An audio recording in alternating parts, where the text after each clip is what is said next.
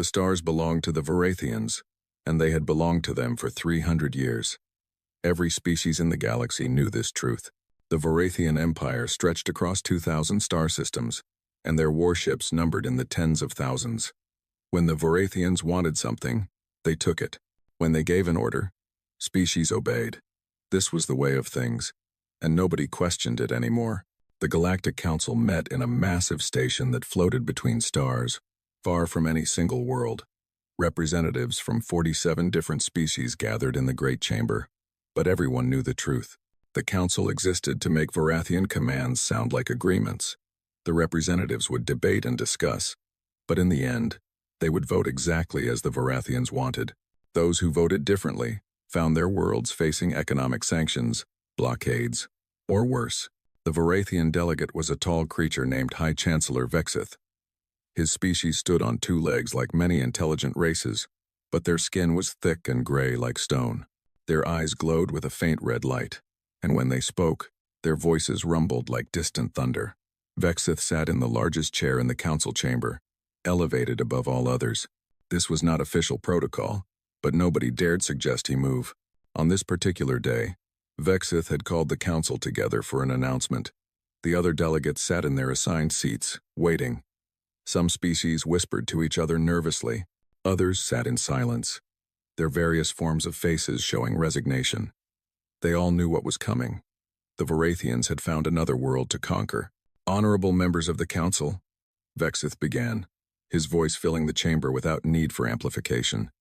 The Empire has made a discovery that will benefit all species under our protection. Our long-range scout ships have located a new world in the outer regions of the galaxy. The planet is designated as Sol 3 by our navigation systems, though the primitive inhabitants call it Earth. The delegates leaned forward slightly. A new world always meant new resources, new labor, new tribute flowing to the Empire. Some species might receive small portions of the wealth, if they pleased the Varathians enough. Vexith continued. Initial scans show the planet is rich in mineral resources and supports a thriving biosphere. More importantly, it is inhabited by an intelligent species that calls themselves humans. However, our intelligence division has completed a full assessment, and the results are amusing. He activated a holographic display in the center of the chamber. Images appeared, showing a blue and green world orbiting a yellow star. The planet looked beautiful, covered in oceans and clouds. Then the display zoomed in, showing cities, vehicles, and the inhabitants themselves. As you can see, Vexith said with something that might have been a smile, the humans are a remarkably primitive species. They have only recently begun to venture beyond their own planet. Their fastest ships use chemical combustion for propulsion. Chemical combustion, like burning wood to create movement. They have managed to place a few individuals on their own moon, which they consider a great achievement. Several delegates made sounds that might have been laughter in their various languages. Chemical rockets were the kind of technology most species abandoned thousands of years ago. It was like discovering a civilization that still used stone tools. Furthermore, Vexith continued, the humans have no unified planetary government. They are divided into nearly 200 separate political entities, many of which are in conflict with each other. They fight wars over resources, territory, and ideology. Their largest weapons are crude nuclear devices that split atoms, effective for destroying each other perhaps, but utterly useless against modern shielding technology. The display showed more images. Human cities, human vehicles, human spacecraft that looked fragile and small. To the assembled species, who traveled between stars and commanded energy weapons, the humans looked like children playing with toys. The Empire has decided, Vexith announced, that Sol 3 and its surrounding system will be incorporated into Varathian territory. The humans will be given the opportunity to surrender peacefully and become a productive member of the Empire. If they refuse, they will be subdued through standard military protocols. Fleet Admiral Kreth has been assigned to lead the 7th Subjugation Fleet to the Sol system. A hologram of Admiral Kreth appeared next to the images of Earth. Kreth was even larger than Vexith, his armor covered in decorations that marked centuries of military service. His red eyes burned brighter than most Varathians, a sign of his enhanced combat biology. Kreth had personally overseen the subjugation of 9 separate civilizations. He had never failed a mission, The Seventh Fleet consists of 847 warships, Vexith said. This includes 6 dreadnoughts, 42 battleships, 150 cruisers, and various support vessels. Standard protocol for a pre-FTL civilization is typically 100 ships. However, Admiral Kreth has requested additional forces to ensure a proper demonstration of Imperial might.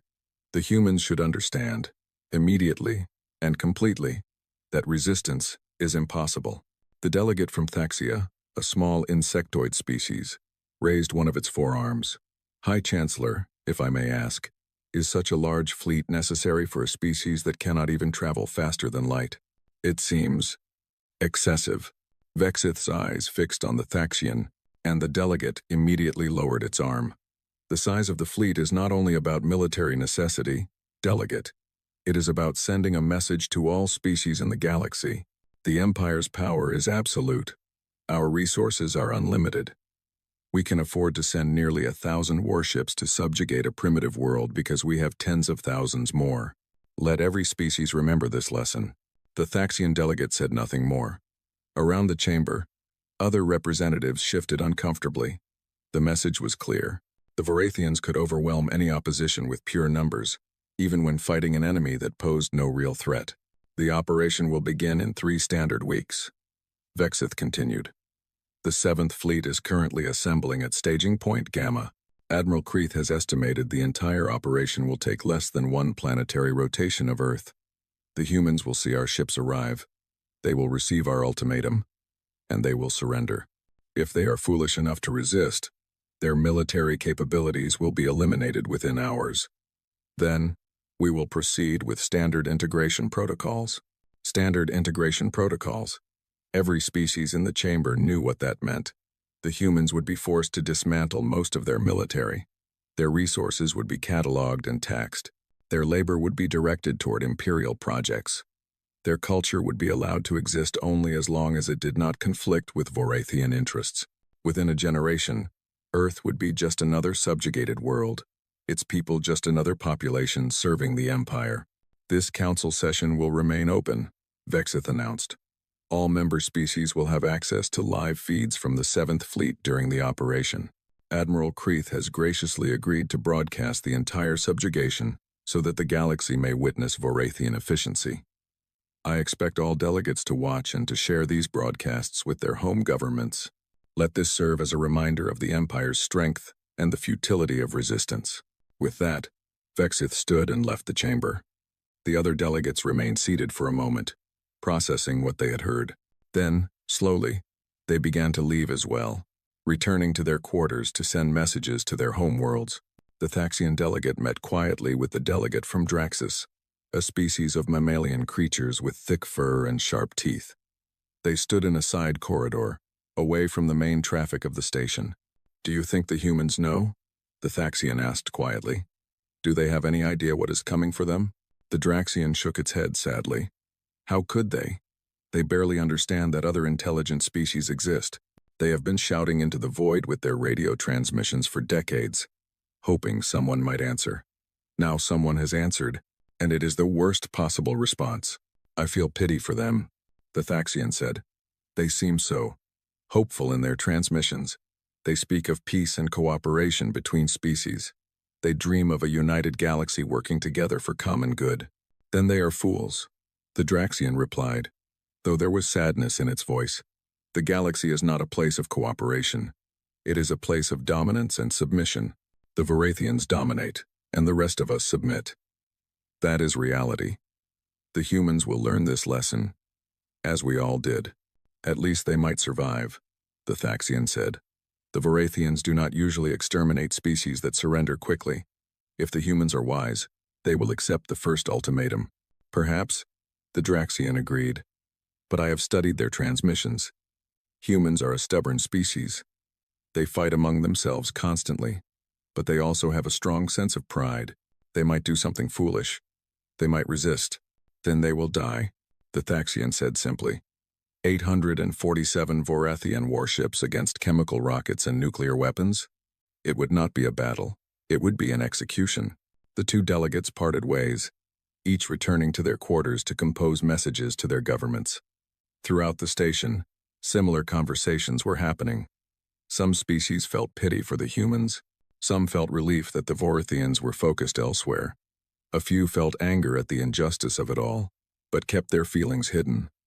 Anger against the Empire was dangerous. In the highest levels of the station, in a secure command center that only Vorathians could access, High Chancellor Vexith met with Admiral Kreth via holographic communication. Kreth's image stood in the center of the room, life-sized and imposing. "The Council has been informed," Vexith reported. "They will watch the operation as required." Some expressed sympathy for the humans, but nobody objected to the annexation. "Of course they did not object," Kreth replied. "They fear us too much." "As they should. Have you reviewed my operational plans?" "I have. The fleet strength seems more than adequate. I approved your request for additional ships because I agree with your reasoning. This operation should be a demonstration of overwhelming force. Let the galaxy see what happens to species that cannot defend themselves." Kreth nodded. "The 7th Fleet will arrive in the Sol system in exactly 3 weeks. We will emerge from hyperspace near the 4th planet, which the humans call Mars. From there, we will transmit the standard ultimatum in all major human languages. I have studied their communication systems. They use something called Internet, a primitive network that connects their entire planet. We will broadcast directly to every human device, simultaneously." "What do you expect their response to be?" Vexith asked. "Complete panic," Kreth said with satisfaction. "Their governments will scramble to communicate with us. There will be confusion, disagreement about how to respond. Some will want to fight, but their military leaders will quickly realize they have no chance. Within 6 hours, perhaps less, a surrender will be offered. If not, we will begin systematic destruction of military installations. They will surrender after losing a few bases. And if they continue to resist," Kreth's eyes glowed brighter, "then we will begin orbital bombardment of their largest cities. One destroyed city will be enough. They will surrender immediately after that. Humans are emotional creatures. According to our psychological profiles, they will not sacrifice their civilian populations for a war they cannot win." "Excellent," Vexith said. "Remember, Admiral, this operation is being broadcast to the entire galaxy. Make it clean, make it efficient, and make it terrifying. I want every species to watch and to understand that the Empire is invincible. It will be done, High Chancellor. The 7th Fleet will bring glory to the Empire. The humans will become a footnote in our history. Just another primitive species that learned to kneel before Vorithian power." The holographic communication ended. Vexith stood alone in the command center, looking out through a massive window at the stars beyond. Somewhere out there, the humans continued their lives, unaware that their fate had been decided. In 3 weeks, their world would change forever. Vexith felt no guilt about this. The galaxy operated on simple principles. The strong dominated the weak. The advanced controlled the primitive. The Empire took what it wanted because it had the power to do so. This was natural law, played out on a galactic scale. The humans would learn this lesson soon enough, and the rest of the galaxy would watch and remember why they served the Empire without question. 3 weeks. That was all the freedom Earth had left. The Vorathian 7th Fleet emerged from hyperspace like a dark cloud spreading across the sky.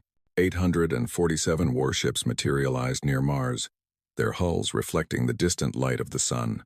Each ship was massive, built for war and intimidation. The smallest vessels were the size of human aircraft carriers. The largest dreadnoughts stretched over 5 kilometers from bow to stern, bristling with weapons that could crack planets. On the bridge of the flagship Eternal Dominion, Fleet Admiral Kreth stood before the main view screen, watching the red planet Mars grow larger as his fleet assumed formation. Around him, dozens of Vorithian officers worked at their stations, coordinating the movements of hundreds of ships with practiced efficiency. The bridge was a cathedral of military power, its ceiling rising 20 meters above the deck, its walls covered in tactical displays. "Fleet formation complete, Admiral," reported the tactical officer. "All ships report ready status. No damage from hyperspace transition. Scan the system," Kreth ordered. "Full spectrum analysis.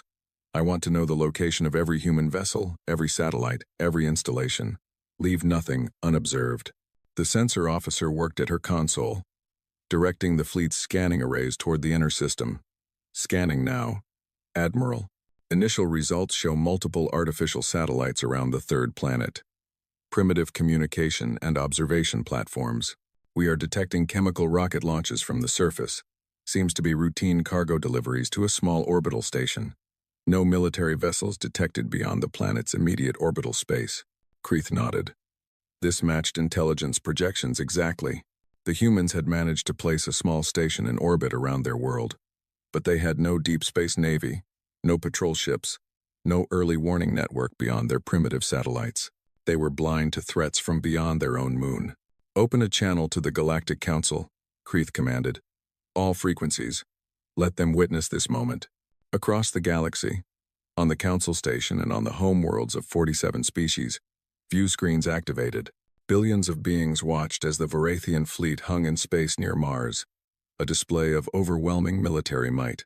In the council chamber, delegates took their seats, preparing to witness what they assumed would be a quick and inevitable subjugation. Channel open, Admiral, the communications officer reported. Attention, species of Earth, Kreith began, his voice being translated simultaneously into 17 human languages by Varathian computers. I am Fleet Admiral Kreith of the Varathian Empire. Your world has been selected for incorporation into Imperial territory.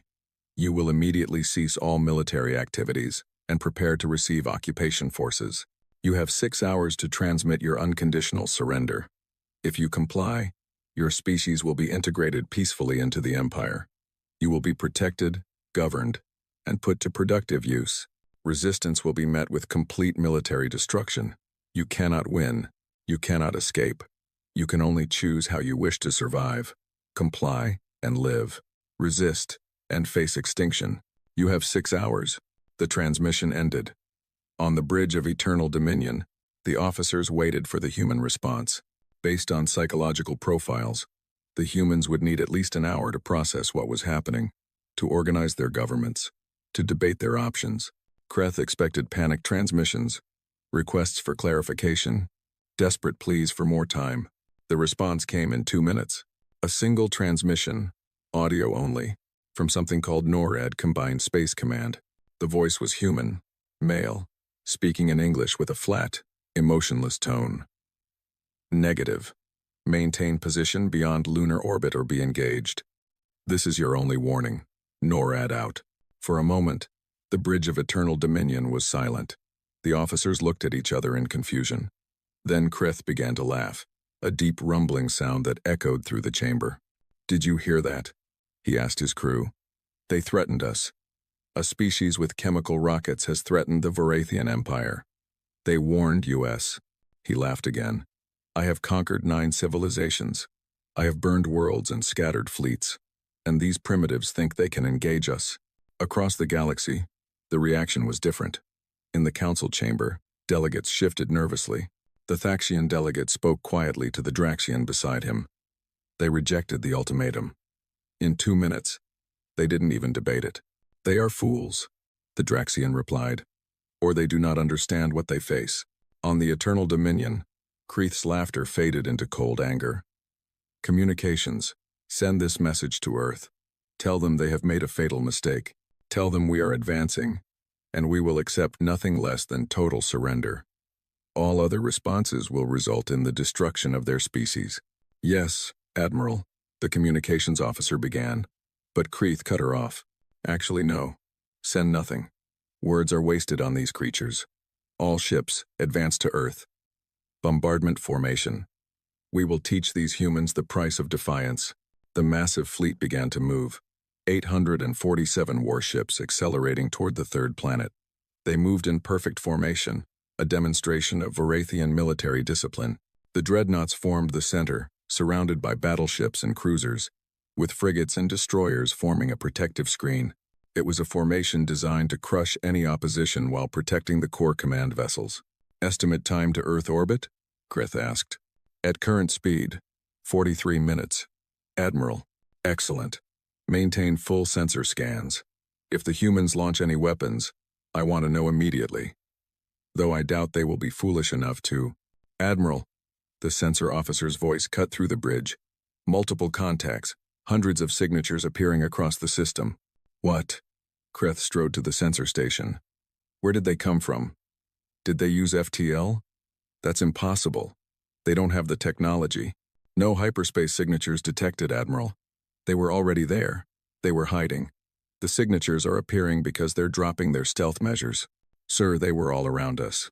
In the asteroid belt, near the outer planets, even in Mars's orbital space, we were completely surrounded, and we didn't know it.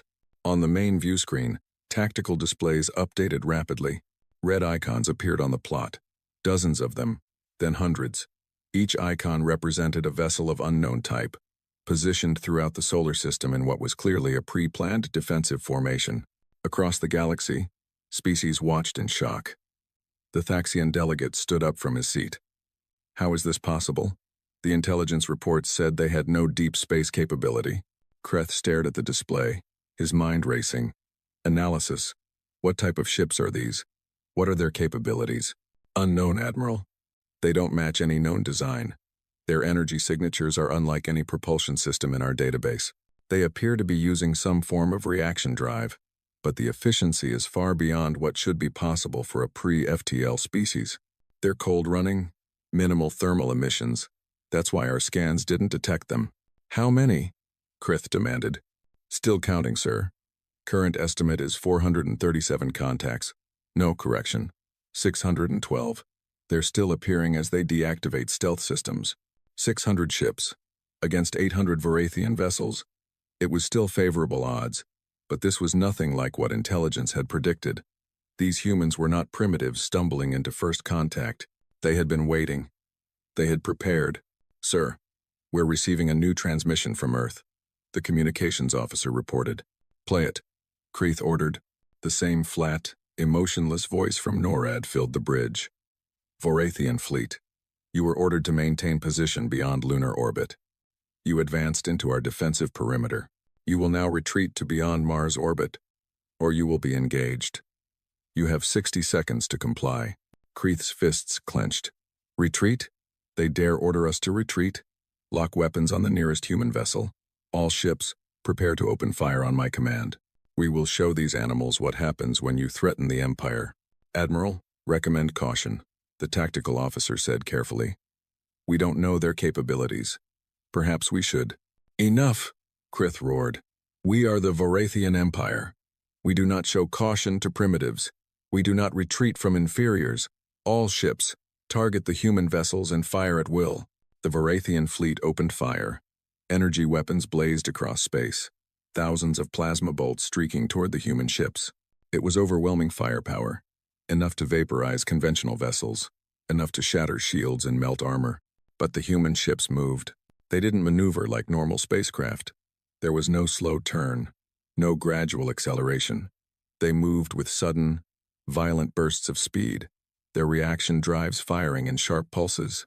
The Varathian targeting computers, designed to track conventional vessels, couldn't keep up. 90% of the shots missed completely. The few shots that did connect struck human vessels, and their shields absorbed the hits. Not energy shields like the Varathians used, but something else. Ablative armor that burned away under plasma fire, sacrificing outer layers to protect the ship beneath. It was a primitive solution, but it worked.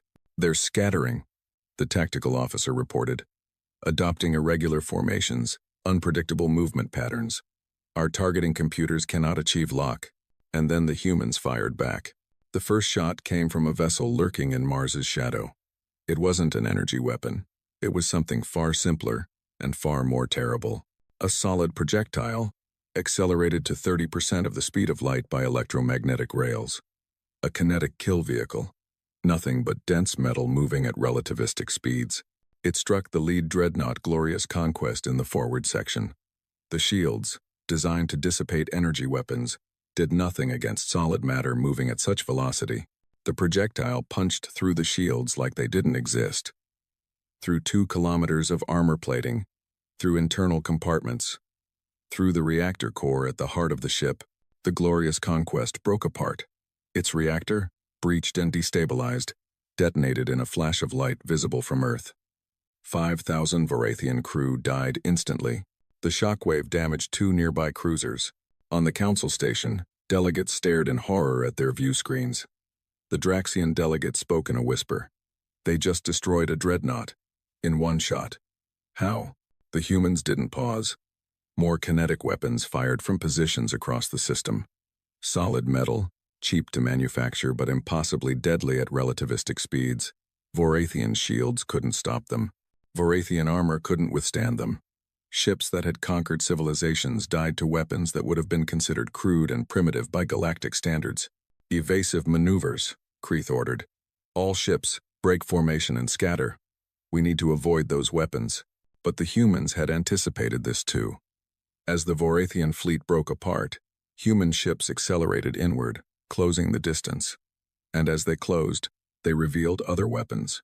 Missiles that maneuvered in ways that should have been impossible. Nuclear-tipped warheads that detonated against Vorathian hulls. Lasers pumped by nuclear explosions that burned through armor at close range. They're everywhere, the sensor officer shouted. Sir, they're using our own debris as cover. They're hiding behind our destroyed ships and ambushing our formations. Kreeth watched in growing horror as his fleet was torn apart. The humans fought like nothing he had ever encountered. No honor, no formation discipline, no predictable tactics. They attacked from unexpected angles, used decoys and electronic warfare to confuse sensors, sacrificed smaller ships to draw Vorathian fire while heavier vessels lined up killing shots. Order the fleet to retreat, Kreeth finally commanded. Back to Mars orbit. We need to regroup and... Sir, hyperspace interference detected. The humans are jamming our FTL drives. What? That's impossible. They don't have that technology. Nevertheless, sir, we cannot jump to hyperspace. Something is preventing our drives from calculating safe coordinates. Every ship that tries to jump receives critical error codes. Kreeth understood then. The humans had studied Vorathian technology. They had listened to broadcasts, captured data, analyzed every weakness, and they had prepared weapons specifically designed to exploit those weaknesses. The Vorathians were trapped in a system with an enemy they had assumed would be helpless prey. The battle unfolded with brutal precision, and every species in the galaxy watched in stunned silence as their understanding of human capabilities shattered with each passing minute. Timestamp 0. The Vorathian fleet, confused and disorganized, attempted to reform their battle lines. Admiral Kreeth's orders echoed across all channels, demanding his ships fall back into standard defensive formation. But standard tactics meant nothing here. The humans had studied Vorathian doctrine for 40 years, had analyzed every battle the Empire had ever broadcast. They knew what Kreeth would do before he did it. Human vessels converged from every angle of the solar system. Ships that had been hiding in the asteroid belt for years activated their drives and accelerated inward. Platforms disguised as dead satellites near Jupiter revealed themselves as weapon emplacements. Vessels buried in the ice of Saturn's rings shook off their cover and joined the assault. The humans had turned their entire solar system into a trap, and the Vorathians had flown directly into it. Timestamp 247. The Vorathian battleship, Pride of Empire, managed to destroy a human frigate with concentrated plasma fire. The human ship broke apart, its crew of 200 dying as their vessel decompressed. For a brief moment, Kreeth felt hope. They could win this. They had superior numbers, superior firepower. The humans were just using surprise tactics. Once the Vorathians adapted, victory would be inevitable. Then 6 human destroyers appeared from behind the debris of the destroyed frigate. The human ship had been bait, deliberately positioned to draw Vorathian fire, to make the Empire's ships reveal their positions and commit their weapons. The moment the Pride of Empire fired, human targeting computers had calculated exact firing solutions. The 6 destroyers opened fire simultaneously, not with energy weapons or kinetic slugs, but with missiles. Dozens of missiles from each ship, over 100 warheads converging on a single target. The Pride of Empire's point defense systems destroyed many of them, but not enough. Nuclear explosions blossomed across the battleship's hull, overloading shields and cracking armor. The final missile penetrated to the ship's reactor core. The Pride of Empire died in flames, taking its escort of 4 cruisers with it. The shockwave from the battleship's destruction caught the smaller vessels, sending them spinning away with ruptured hulls and dead crew. Across the galaxy, species that had been conquered by the Vorathians watched with a mixture of horror and satisfaction. The Taxian delegate gripped his seat with all four hands, unable to look away from the view screen. The Draxian beside him was trembling, whether from fear or excitement was unclear. "They're using tactics we've never seen," the Draxian whispered. "Every ship operates independently but coordinates perfectly. There's no command hierarchy, no flagship to target. How are they managing this level of coordination without centralized control?" The answer, if the Draxian had known it, was simple. The humans had created an integrated battle network that connected every ship, every weapon platform, every sensor array in the solar system. Information flowed between vessels at the speed of light, every ship seeing what all others saw, every tactical computer working together to find weaknesses in the Vorathian formations. It was a level of coordination that required massive computational power and perfect communication protocols, but it made the human fleet fight as a single organism rather than individual ships. Timestamp 512.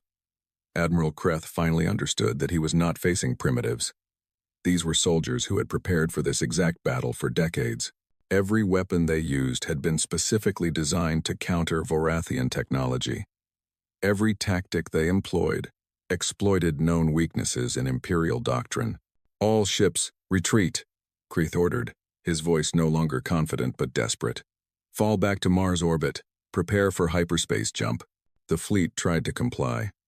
Vorathian ships turned away from Earth, their engines burning at maximum power. But hyperspace jumps required time.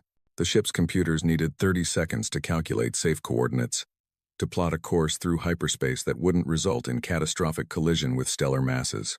30 seconds when the ship had to fly in a straight line, maintaining stable orientation for the jump to work.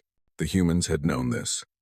It was in the technical specifications the Vorathians themselves had published in their broadcasts, boasting about their rapid strategic repositioning capability. The humans had built their entire battle plan around that 30-second window. As Vorathian ships oriented for jump, human missiles found them. Each ship attempting to flee became a priority target. Kinetic weapons, nuclear warheads, and concentrated laser fire struck vessels at their most vulnerable moment. Ships exploded or tumbled away with their hyperdrives destroyed, unable to escape, unable to fight effectively. "They're not letting us retreat," the tactical officer shouted. "Sir, every ship that tries to jump is being targeted. We've lost 43 vessels in the last minute alone." Kreth stared at the tactical display, watching red icons representing his ships disappear one by one. This was supposed to be a simple subjugation mission, a demonstration of Imperial power. Instead, it was becoming a massacre. Timestamp 833. The Vorathian cruiser Infinite Victory managed to destroy a human frigate that had gotten too close. The cruiser's captain, an experienced officer named Threxus, allowed himself a moment of satisfaction. Finally, a confirmed kill. Finally, proof that the Vorathians could still fight. That satisfaction lasted exactly 4 seconds. 6 human destroyers, which had been pretending to flee, suddenly reversed course. They had used the frigate as bait again, the same tactic that had worked before. The human ships didn't value individual vessels the way the Vorathians did. They saw their own ships as tools, as weapons to be expended if it meant destroying enemy vessels. It was a calculus that horrified the Vorathians, who valued military tradition and individual ship honor. The destroyers opened fire at point-blank range. The Infinite Victory and its 3 escort ships were hit by concentrated fire from multiple directions simultaneously. Shields collapsed, armor melted, reactors went critical. 4 Vorathian ships died in the span of 40 seconds, their wreckage adding to the growing debris field that made the space near Earth increasingly hazardous to navigate. Across the galaxy, species were beginning to understand what they were witnessing. This wasn't just a battle. It was a statement. Humanity was showing the galaxy that technological superiority meant nothing without the will to use it effectively. The Vorathians had better ships, better weapons, better shields, but the humans had planned better, trained better, and were willing to sacrifice more to achieve victory. Timestamp 11:9.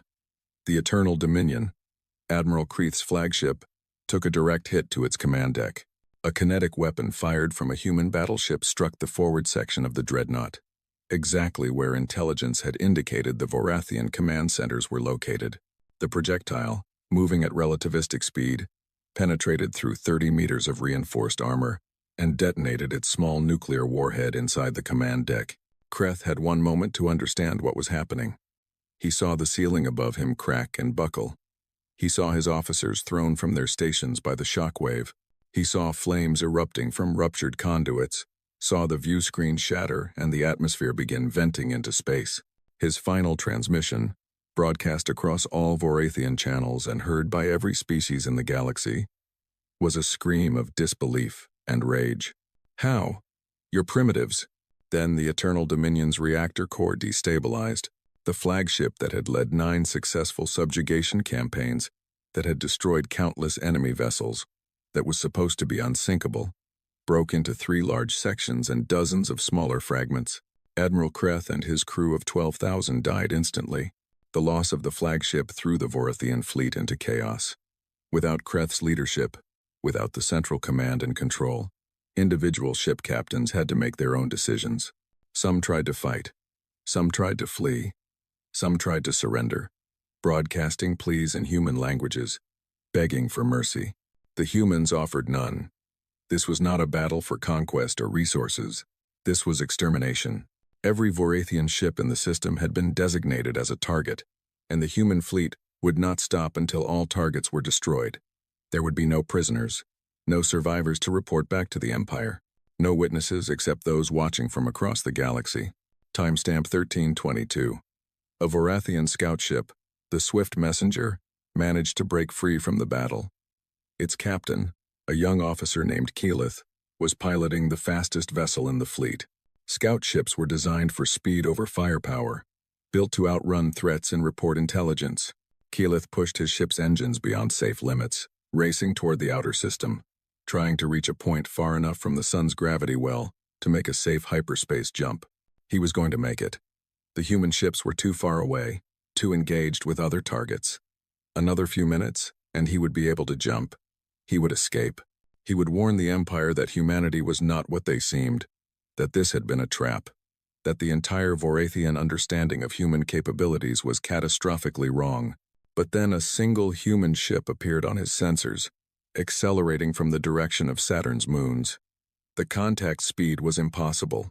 No ship should be able to accelerate that fast without killing its crew from the forces involved.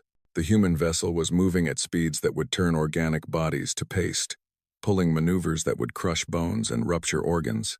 Keyleth understood in that moment. The ship chasing him had no crew. It was automated, a drone controlled by computer, capable of maneuvers no living pilot could survive. And it was faster than his scout ship. The drone caught up to the Swift Messenger at timestamp 1358. It didn't use missiles or energy weapons. It simply rammed the Vorathian vessel at tremendous speed, its reinforced prow punching through the scout ship's engines and reactor core. Both vessels exploded in a brief flash of light, adding 2 more debris fields to the solar system. But before the collision, Keyleth had managed to send one final transmission. A burst of data on Vorathian emergency frequencies, a warning to the Empire. A desperate message that would take years to reach Vorathian space through conventional communication channels but would eventually arrive. The message was simple. Earth is not what we thought. They were ready. They were waiting. The entire fleet is lost. Do not come here. For the love of the Empire, do not come here. Timestamp 14. The last Vorathian vessel in the Sol system, a damaged frigate trying to hide in the shadow of Mars, was located by human sensor sweeps and destroyed by concentrated missile fire. The frigate's captain didn't even have time to surrender. Human computers had calculated that the damaged ship could potentially repair its hyperspace drive and escape, so it was prioritized for immediate destruction. The battle was over. 847 Vorathian warships had entered Earth's solar system 4 hours earlier. None remained. The human fleet had lost 63 vessels in the fighting, each one a deliberate sacrifice to destroy multiple enemy ships. The exchange ratio was staggering, over 13-1 in humanity's favor. In the council chamber, delegates sat in absolute silence. The view screens, which had been showing the live feed from the battle, now displayed only debris fields and the triumphant human fleet gathering near Earth orbit. The Vorathian delegate, a minor functionary who had remained on the council station during the battle, sat motionless in his chair, his red eyes dim with shock. Finally, the Thaxian delegate spoke, his voice barely a whisper. The Vorathian Empire has ruled the galaxy for 3 centuries. They have conquered 17 civilizations. They have never been defeated in battle, and a species we thought was primitive just destroyed their entire fleet in 14 minutes. The Draxian delegate turned to look at his colleague. Not 14 minutes. This didn't start 14 minutes ago. This started 40 years ago, when the humans first detected Vorathian broadcasts. They have been preparing for this day for 4 decades. They built their weapons, trained their crews, turned their solar system into a fortress. And then they waited. They waited for us to underestimate them. They waited for the perfect moment to show us who they really are. A new transmission came through, overriding all other communications. It was broadcast on every frequency, in every language spoken by council species. The human ambassador, a woman who identified herself only as Representative Chen, appeared on every view screen in the galaxy. Her message was short and absolute. Earth is closed. Any vessel entering our claimed space will be destroyed without warning. We want nothing from you. We will take nothing from you. Stay away, and you will never see us again. Come closer, and you will share the Vorathians' fate. This is your only warning. The transmission ended, leaving the galaxy to contemplate a new and terrifying reality.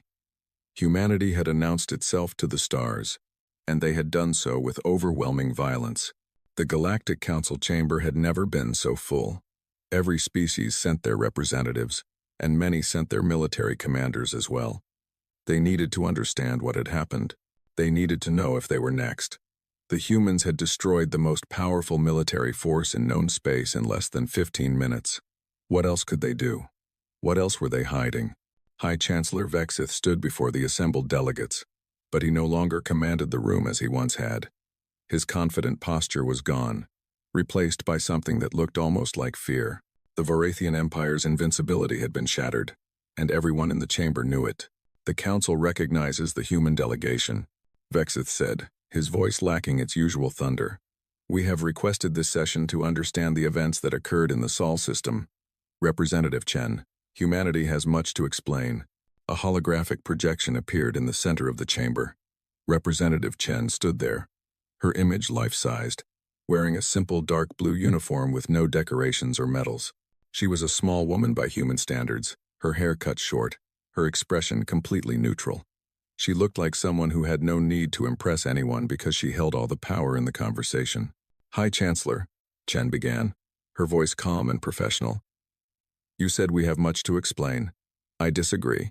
We owe you no explanations, but in the interest of preventing future misunderstandings, I will provide one anyway. The Thaxian counselor, speaking carefully, asked the question on every mind.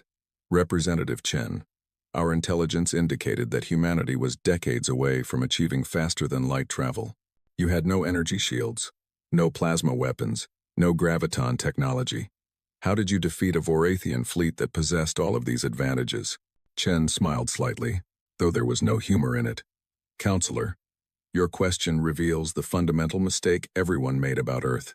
You measured our technology and assumed you understood our capabilities. You saw that we used chemical rockets and nuclear weapons and decided we were primitive. You were wrong. She activated a display that showed a timeline, visible to all delegates. 40 years ago, human radio telescopes detected transmissions from outside our solar system, Vorathian military broadcasts. To be specific, fleet movements, tactical discussions, celebration of conquered worlds. We learned that intelligent alien life existed. We also learned that space was not a friendly place. We learned that the dominant power in this region of the galaxy conquered species like ours without hesitation. The delegates shifted uncomfortably. Many of them had participated in council sessions where Vorathian conquests were ratified and approved. They had watched broadcasts of subjugation operations and done nothing. Chen continued. Humanity's governments made a decision that day. Every nation on Earth, all of our separate political entities, agreed on one thing. We would not become another subjugated species. We would prepare, and we would be ready when the Vorathians came for us, because we knew they would eventually come. You spent 40 years preparing for this? The Draxian military observer asked. How did you maintain secrecy for so long? We went dark, Chen explained. We stopped all radio transmissions into deep space. No more broadcasts, no more messages to the stars. From space, it looked like we were exactly what you thought we were. A primitive civilization playing with chemical rockets, slowly building a small orbital infrastructure. What you didn't see was what we were building in secret. The display changed, showing images of massive construction projects in asteroid fields, on the dark side of Earth's moon, in the rings of Saturn. We diverted 15% of global GDP to military development. Every nation contributed. We built shipyards where your sensors couldn't detect them. We mined resources from asteroids and moons. We trained soldiers and designed weapons. Everything was done in secret. Everything was designed to be invisible to your scanners. But the technology, Vexith interrupted. Your weapons should not have been effective against our shields and armor. Kinetic weapons are primitive. Nuclear weapons are crude. How did they work? Chen turned to face the Varathian delegate directly. Because we studied you, High Chancellor. For 40 years, we listened to your broadcasts. We watched recordings of your battles. We analyzed every piece of information you freely shared with the galaxy. Your fleet compositions, your shield frequencies, your armor specifications, your tactical doctrines. You published all of this information, broadcasting it proudly to demonstrate your superiority. She paused, letting that sink in.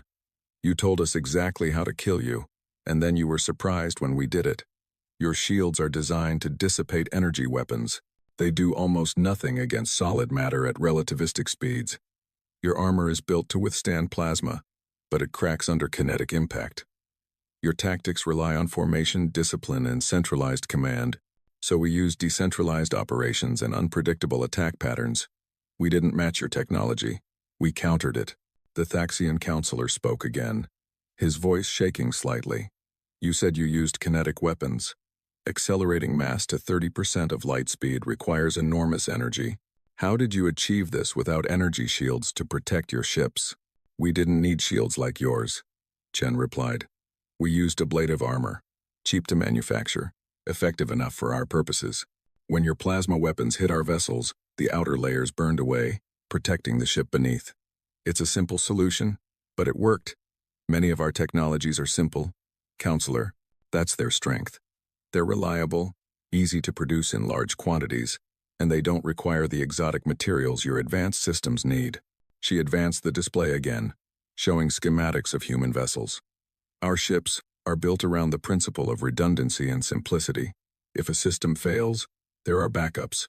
If a component is damaged, it can be quickly replaced. Our vessels are not elegant or sophisticated by your standards, but they are effective. And we built hundreds of them in secret over 4 decades. The delegates were beginning to understand the scope of what humanity had accomplished. An entire species, unified by external threat, had transformed their world into a military fortress without anyone in the galaxy noticing. It was unprecedented. A delegate from a small species called the Yelanks asked a question in a trembling voice. Representative Chen, your tactics in the battle were brutal. You used your own ships as bait, sacrificed crews deliberately to destroy Varathian vessels. You showed no mercy, took no prisoners. Is this how humanity conducts war? Chen's expression didn't change. Yes, when we fight to win. We don't fight for honor or glory. We fight to survive. Every human crew that went into that battle knew they might not come back. They volunteered anyway, because they understood what was at stake. If the Varathians had won, Earth would have been subjugated. Our species would have spent generations serving the Empire. We chose death over slavery. She looked around the chamber, meeting the eyes of delegates from species that had accepted Varathian rule. I know some of you think we were cruel, but consider this. We offered Admiral Kreth a chance to retreat. We warned him to stay beyond lunar orbit. He advanced anyway, confident in his superiority. He thought we were primitives who would panic and surrender. He was wrong, and his fleet paid the price for his arrogance. The Draxian observer leaned forward. What about your stealth technology? How did you hide hundreds of ships from Varathian sensors? Basic thermodynamics, Chen answered. We built cold-running ships, minimal emissions, passive sensors only until we were ready to fight. We positioned vessels in locations your scanners wouldn't carefully examine. The asteroid belt, the rings of Saturn, the dark side of our moon. We hid in plain sight, disguised as debris or dormant satellites. You were looking for advanced ships with active sensors and weapons. You weren't looking for quiet, patient hunters waiting for the perfect moment to strike. She smiled grimly. You thought technology was the only measure of capability, but we also used patience, planning, and discipline. We spent 40 years watching and learning. We became experts on Varathian military operations without firing a single shot. When the battle came, we knew what you would do before you did it. High Chancellor Vexith's red eyes glowed with barely contained anger. You speak of this as if you were defending yourselves, but you destroyed an entire fleet. 12,000 Varathian warriors died in that battle. Their only crime was following orders to expand the empire. Chen turned to face him fully, and her voice became cold. Their crime was attempting to conquer my world. High Chancellor, they came to Earth with 800 warships and an ultimatum that offered only submission or destruction. They threatened to burn our cities if we resisted. What did you expect us to do? Welcome them with celebrations? Thank them for the opportunity to serve the Empire? The chamber fell silent. Vexith had no response. Chen continued, her voice rising slightly with barely controlled anger. And let me address something else. For 40 years, we listened to Galactic Council broadcasts. We heard representatives from 47 species discuss Varathian conquests. We heard debates about subjugation operations. We heard votes to ratify the incorporation of conquered worlds. Not once did we hear any species object. Not once did we hear anyone suggest that the Varathians should be stopped. She looked around the chamber, and many delegates could not meet her gaze. You all knew what the Empire was doing. You all watched as they conquered species after species, and you did nothing. You were too afraid, too weak, or too comfortable with the status quo to resist. So don't stand there and lecture us about the lives we took in defense of our freedom. You had 40 years to build something better than the Varathian Empire. You chose to accept subjugation instead. The Thaxian counselor spoke quietly. You are right, Representative Chen. We should have done more. We should have resisted. But the Varathian Empire was too powerful. No single species could stand against them. Then you should have worked together, Chen replied sharply. 47 species in this council. Billions of beings across thousands of worlds. If you had united against the Varathians 3 centuries ago, the Empire would never have grown so powerful. But you didn't. You accepted peace through submission rather than fighting for real freedom. She let that accusation hang in the air for a moment before continuing in a calmer tone. Earth will not make that mistake. We will not join your council. We will not participate in your politics. We will not rely on others for our defense. We are claiming our solar system and a 50-light-year exclusion zone around it. Any vessel that enters without explicit permission will be destroyed. No exceptions. No second chances. 50 light-years? Vexith protested. That territory includes 17 star systems. You cannot possibly defend such a large area. Chen smiled, and this time there was genuine amusement in her expression. Can't we, High Chancellor? You thought we couldn't defend our solar system either. You thought 800 warships would be enough to conquer us. How did that work out? She activated the display once more, showing a map of space around Earth. Red zones marked the exclusion area. For 40 years, you watched our solar system and saw primitive chemical rockets. You never detected our warship construction. You never found our defensive platforms. You never realized we were preparing for war. What makes you think you know what we've built in neighboring star systems? The implication sent a wave of fear through the chamber. If humans had been building military infrastructure in secret for 40 years in their own solar system, what had they built in nearby star systems? How far did their preparations extend? We have placed automated defense platforms throughout the exclusion zone, Chen said. They've been there for 20 years. You never saw them because you weren't looking. These platforms are programmed to destroy any unauthorized vessel. They don't negotiate. They don't warn. They just kill. She deactivated the display and faced the assembled delegates. Humanity is withdrawing from galactic affairs. We don't want your trade. We don't want your alliances. We don't want your politics. All we want is to be left alone. Stay out of our space, and you'll never see us again. Cross into our territory, and you'll join the Varathians. What if we need help? A small voice asked. It was a delegate from the Plenix, a species that had been conquered by the Vorathians 200 years ago. What if other species try to expand their empires now that the Vorathians are weakened? Will you help us? Chen looked at the Plenix delegate with something that might have been sympathy. No. Earth's policy is isolation and self-defense. We will not intervene in galactic conflicts. We will not be your saviors. You need to save yourselves. Build your own defenses. Form your own alliances. Create the peaceful galaxy you claim to want. But do it without us. She paused, then added quietly, I'm sorry, but humanity learned a harsh lesson. We cannot trust other species to protect us. We cannot rely on councils or agreements. The only security is self-reliance. That's why Earth is closed. The holographic projection began to fade. Before it disappeared completely, Chen delivered one final message. This is the only official communication humanity will have with the Galactic Council. Do not attempt to contact us. Do not send ambassadors or trade delegations. Do not test our exclusion zone. We have said everything that needs to be said. Remember what happened to the Vorathian 7th Fleet. And stay away. The projection vanished, leaving the council chamber in stunned silence. 6 months had passed since the 14-minute war, and the galaxy had transformed in ways that no one could have predicted. The Vorathian Empire, which had stood for 3 centuries as the dominant power in known space, was collapsing. Without their military strength to enforce control, without the fear that had kept subjugated species obedient, the empire fragmented into chaos. The first world to rebel was Draxus. The Draxian people had been conquered 140 years ago, their natural military strength suppressed by Vorathian occupation forces. When news of the 7th Fleet's destruction reached Draxus, the planetary government declared independence within hours.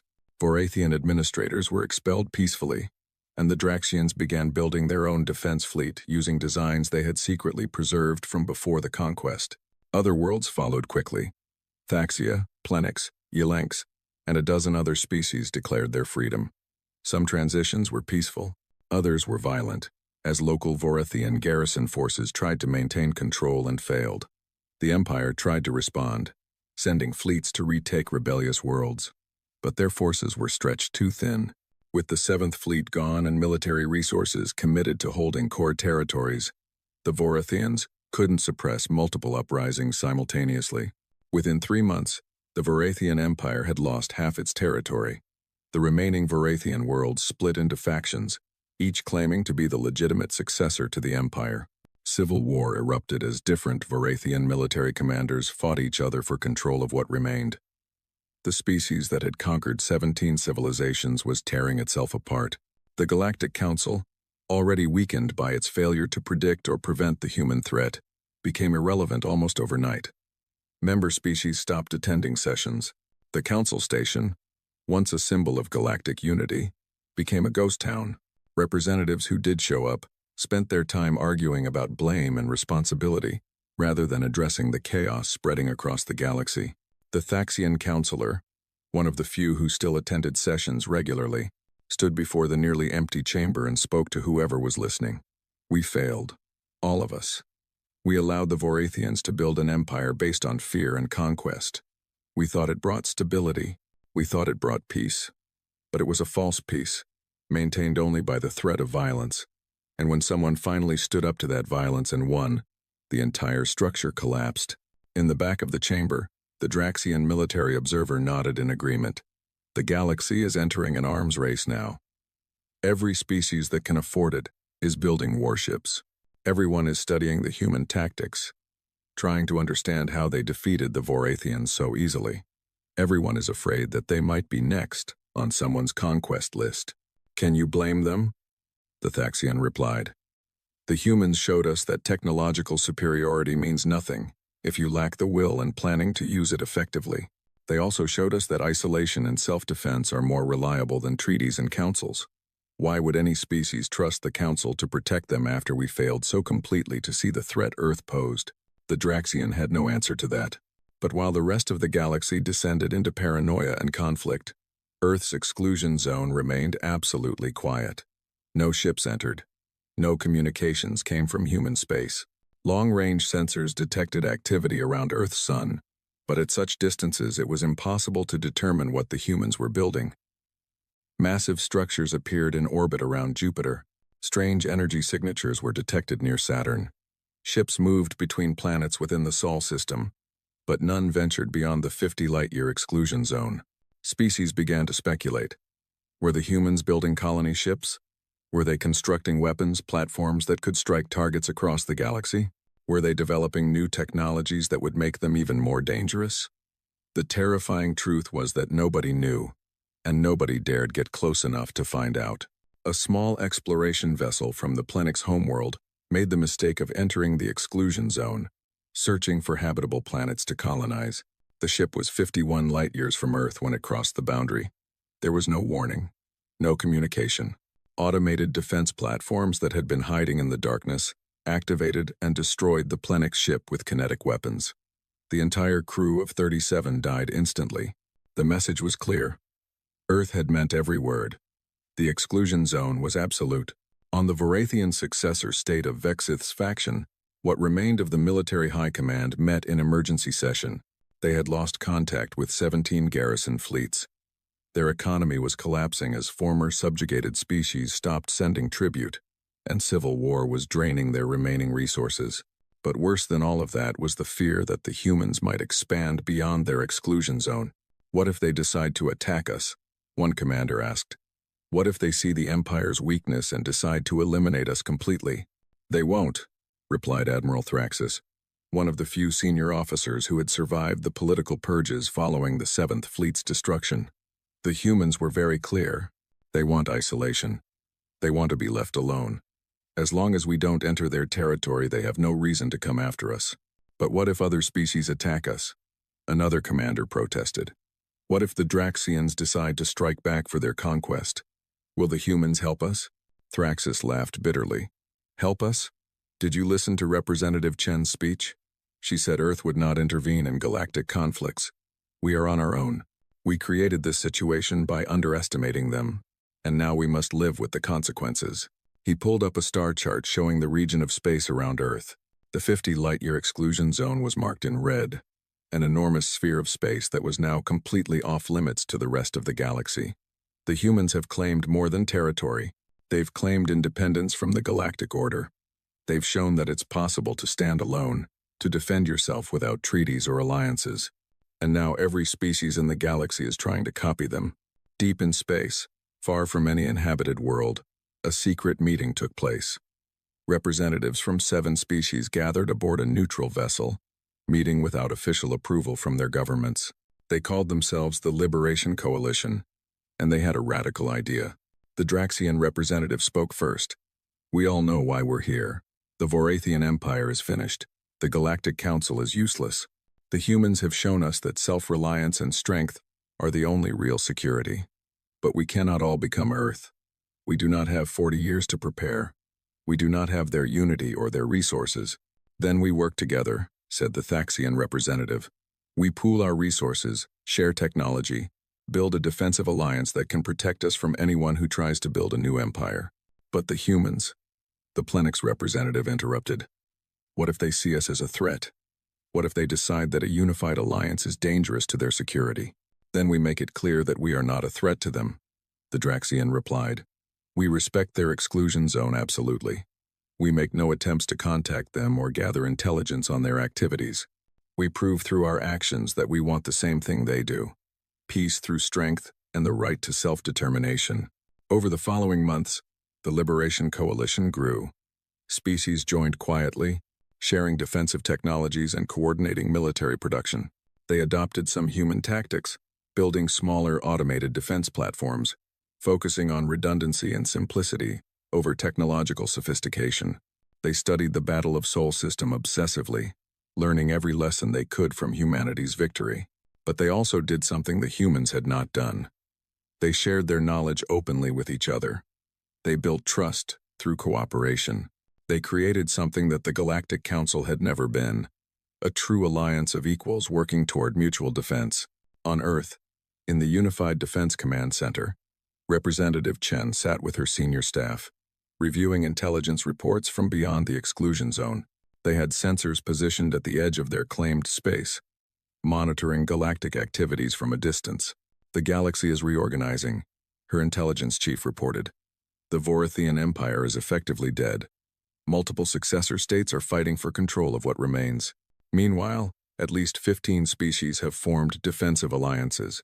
The largest group calls themselves the Liberation Coalition.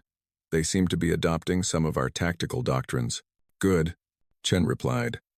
Let them build their own defenses. Let them learn to protect themselves. That's what we wanted, isn't it? A galaxy where species aren't subjugated by empires? But what if one of these alliances becomes powerful enough to threaten us? A military advisor asked. What if they unite the galaxy against Earth? Chen pulled up a display showing the expansion of human infrastructure throughout the Sol system. Massive orbital habitats around Earth, mining operations on asteroids, fusion power plants on the moons of Jupiter, research stations throughout the system, construction facilities that were building the next generation of defensive platforms and warships. Let them try, she said calmly. We destroyed the Vorathian 7th Fleet in 14 minutes using technologies we developed 40 years ago. Do you think we've been standing still since then? Do you think we haven't continued to innovate and improve? She zoomed the display to show structures being built in the outer reaches of the solar system. Ships using new propulsion systems. Weapons platforms with capabilities far beyond what had been used against the Vorathians. Research into technologies that were still theoretical but showed incredible promise. The Vorathians made a mistake, Chen continued. They thought the battle would be won by whoever had the most advanced technology. But battles are won by whoever prepares better, fights smarter, and refuses to give up. We prepared for 40 years to defeat the Vorathians. We've been preparing for 6 months since then to defeat whoever might come next. A young officer spoke up hesitantly. Ma'am, some people are asking if we're preparing for the wrong thing. The galaxy is reorganizing into something that might be better than the Empire. Species are forming voluntary alliances instead of conquest-based empires. Maybe we should reconsider our isolation policy. Maybe we could help guide the galaxy toward something better. Chen turned to look at the officer, her expression softening slightly. I understand the impulse to help. I really do. But Earth's policy is firm for good reasons. The moment we involve ourselves in galactic politics, we become a target. Every species will either want our protection or fear our power. We'll be drawn into conflicts, forced to choose sides, pressured to use our military strength for others' benefit. She stood and walked to the window, looking out at the blue and green planet below. Our ancestors spent centuries fighting each other over territory, resources, and ideology. We nearly destroyed our own world multiple times with nuclear weapons. We only united when we faced an external threat that endangered our entire species. That unity is precious and fragile. If we start involving ourselves in galactic conflicts, we risk breaking it. So we just watch? The officer asked. We let the galaxy struggle and fight, and potentially fall into another empire. And we do nothing? We protect ourselves, Chen corrected. We maintain our strength, our unity, and our independence.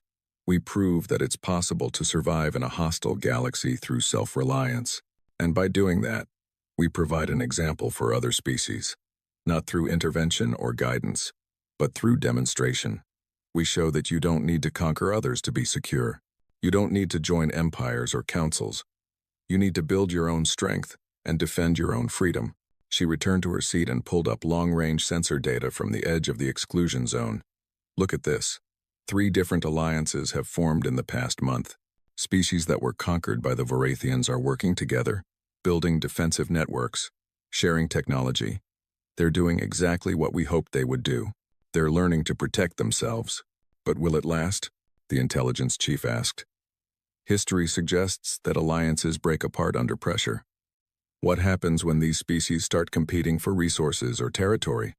What happens when old grudges resurface? Then they'll deal with it, Chen replied. It's not our problem. Earth has claimed what we need to survive and thrive. We have 17 star systems within our exclusion zone. More than enough space to expand our civilization for centuries. We have the resources, the territory, and the defensive capability to remain independent. That's all we need. She looked around at her staff, seeing the doubt in some of their faces. I know some of you think we're being selfish, but consider the alternative. If we involve ourselves in galactic politics, How long before some species asks us to intervene in their conflict? How long before we're expected to take sides in wars that aren't ours? How long before our military strength is seen as a resource to be used, rather than a deterrent to be respected? The humans were clear, she continued. We fight to survive, not to conquer. We defend what's ours, not what someone else thinks we should protect. And by maintaining that policy absolutely, we avoid becoming what the Varathians were. We avoid becoming another empire that subjugates others in the name of peace or stability. Weeks turned into months, and the galaxy continued to evolve without Earth's participation. The Liberation Coalition expanded to include 23 species, becoming a significant military and economic power. Varathian successor states continued to fight each other, weakening themselves further. New trade routes emerged as species started dealing directly with each other rather than through imperial intermediaries. And throughout it all, Earth's exclusion zone remained absolutely closed. No ships entered, no communications emerged. The humans had withdrawn from galactic affairs completely, leaving the rest of the galaxy to wonder what they were doing in their isolation. Some species saw Earth as a missed opportunity. If the humans had joined the galaxy, if they had shared their tactical knowledge and military strength, perhaps a better galactic order could have been built quickly and efficiently. Others saw Earth's isolation as wisdom. By refusing to participate in galactic politics, the humans avoided being corrupted by power or drawn into endless conflicts. But everyone agreed on one thing. The galaxy had changed forever. The Varathian Empire's fall had proven that no power was invincible. Earth's victory had demonstrated that technological superiority could be overcome by superior planning and will. And humanity's isolation had shown that it was possible to survive without joining the great game of galactic politics. In the end, Earth had achieved exactly what it wanted: security through strength, independence through self-reliance, and peace through the clear message that it was far too dangerous to threaten. The galaxy learned to fear the silent sphere of space around Earth's sun. They learned that beyond that boundary lay a species that would not negotiate, would not compromise, and would not hesitate to destroy anyone who crossed them. And they learned to stay away. In the Unified Defense Command Center, Representative Chen reviewed the latest intelligence reports and allowed herself a small smile. The strategy had worked. Earth was safe. Humanity was free. And the galaxy, for better or worse, would have to find its own path forward without them. Ma'am? An aide approached quietly. The Liberation Coalition has sent another request for diplomatic contact. They're asking if Earth would consider sharing defensive technologies, even on a limited basis. Chen shook her head. Standard response. Earth's position has not changed. We appreciate their respect for our exclusion zone, but we will not engage in diplomatic relations or technology sharing. Suggest they continue developing their own innovations. They've done well so far without our help. The aide nodded and left to compose the response. Chen turned back to her displays, watching as humanity continued to build, to grow, to strengthen itself within the safety of its claimed space. Earth was closed, and it would remain closed for as long as necessary, perhaps forever, because humanity had learned the hardest lesson the galaxy had to offer. In the end, you could only truly rely on yourself.